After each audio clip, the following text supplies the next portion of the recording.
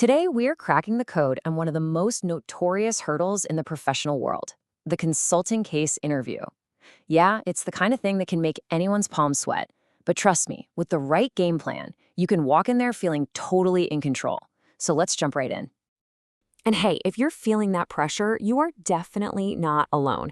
I mean, look at this review. The stakes feel incredibly high, and that anxiety is real. But that is exactly why we're going to break this all down to take the mystery out of it and give you a clear path forward. So you have to wonder, right, why this whole intense, kind of weird interview format? It can feel like some random, arbitrary test designed to trip you up, but there's actually a super practical reason why all the top firms swear by it. To put it simply, it's a work sample. Think of it like a flight simulator for a consultant. The company wants to see you in action. How do you handle a messy, ambiguous problem when the answer isn't obvious? It's exactly what they do with clients every single day. So it's not about what you've memorized. It's all about showing them how you think. Okay, let's get into it. Here's our roadmap. We're going to start with the big picture, what we're calling the consulting case gauntlet. Then we'll dive into each of the 4 key stages, clarifying the problem, building your structure, doing the analysis, and the grand finale, delivering that killer recommendation. So try not to think of the case interview as one big, scary question. Instead, see it as a structured challenge, a gauntlet. There are 4 very distinct stages you have to get through, and each one sets you up for the next. Let's break them down. This is it. These are the 4 building blocks of pretty much every case interview you'll ever face. It doesn't matter if it's about retail in Brazil or tech in Silicon Valley. You're always going to follow this path. Clarify, hypothesize, analyze, and recommend. This is your blueprint for success. Let's talk about the opening. That first minute after the interviewer drops the problem on you, it is absolutely critical. A strong, calm, and structured start immediately signals that you're in control and ready to go. You know, the biggest mistake people make is they just start talking. They rush to an answer. No. The interviewer wants to see you take a breath, think, and really engage with the question. So first, repeat the main objective back to them, just to make sure you're both on the same page. Then ask a couple of smart clarifying questions. Something like, what are the company's primary revenue streams? Or, you mentioned market share. Are we talking about revenue or units sold? This shows you're defining the battlefield. Then you state a simple initial hypothesis. This becomes the North Star for your entire analysis. Okay, now we're at a really important junction where honestly a lot of candidates stumble. It's time to build your framework for how you're going to solve the problem, and there's a huge trap here you need to avoid. The trap is trying to jam a pre-memorized business school framework like Porter's 5 forces onto every single problem. It just looks clumsy. The goal isn't to prove you read a textbook. It's to create a simple, logical structure, an issue tree, that's built specifically for this problem. So, for instance, if the case is about falling profits, your structure starts with the most basic logical equation there is. Profit equals revenue minus costs. Simple, right? Then you just break it down. What makes up revenue? Well, price times volume. What makes up costs? You've got your fixed costs and your variable costs. See? Now you have a custom-built map that lets you investigate each piece of the puzzle, one by one.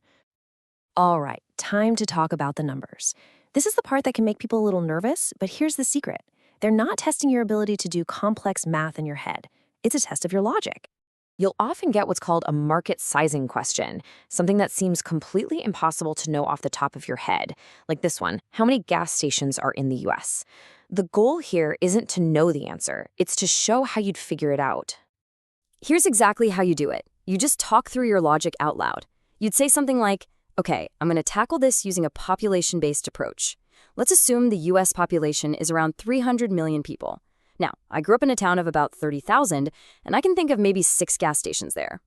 And just like that, you've created a logical assumption. 1 gas station for every 5,000 people. The interviewer cares way more about that clear thought process than your exact numbers. And once you've laid out that beautiful logic, the math part is actually pretty simple. You're just dividing the total population by your people per station number. And pro tip, use round numbers. It makes the math so much easier to do on the fly and shows you're focused on the big picture, not getting bogged down in tiny details. So, boom, 60,000. Is that the exact perfect correct answer? Who cares? Seriously, it doesn't matter. The interviewer isn't going to Google it. What they saw was sound logic, reasonable assumptions, and clear communication. That's how you pass the test. Okay, and now we've made it to the end game, their recommendation. You've done all the hard work of clarifying, structuring, and analyzing. How do you tie it all together with a conclusion that's confident, clear, and totally persuasive? Here's a fantastic mental model for you. Think like you're actually a consultant presenting your findings to a CEO. The easiest way to structure your final thoughts is to imagine the final slide in a real consulting deck. It's a game changer. This table is a perfect visual for what that final slide looks like in your head. It's basically a scorecard. It neatly lines up the options you considered against the most important criteria, like how much profit they'll generate, how long they'll take, and what the risks are. This structure lets you show your work and makes your final recommendation feel totally earned and logical. So when it's time to give that final answer, don't beat around the bush. Be direct. Start with your recommendation. Based on my analysis, yes, I recommend the client enter this new market.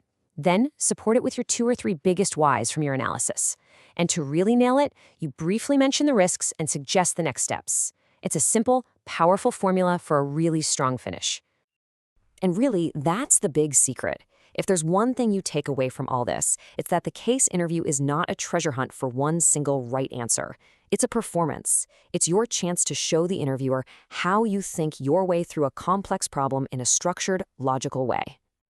Look, the structure is actually pretty straightforward. The math isn't as scary as it seems, and the goal is totally clear. It's a challenge for sure, but now you have the roadmap. So the only question left is, are you ready to crack the case?